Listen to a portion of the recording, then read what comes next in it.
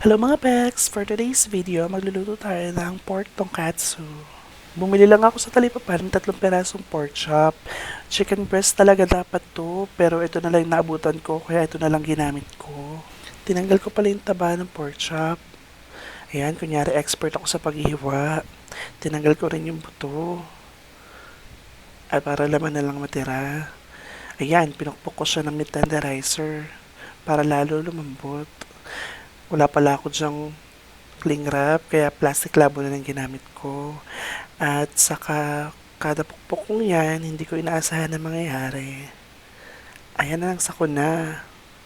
Nilagyan ko pala ng konting asin at paminta both sides. Then, kinoat ko na siya ng harina, itlog at breadcrumbs. Ulit-ulitin nyo lang, make sure na coated lahat. Then, iprito nyo lang siya. Ipa-golden brown nyo lang both sides. Then, pwede na yun.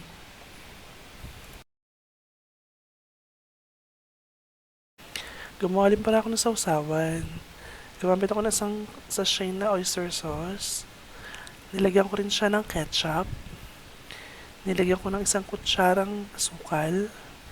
At 1 kutsarang toyo.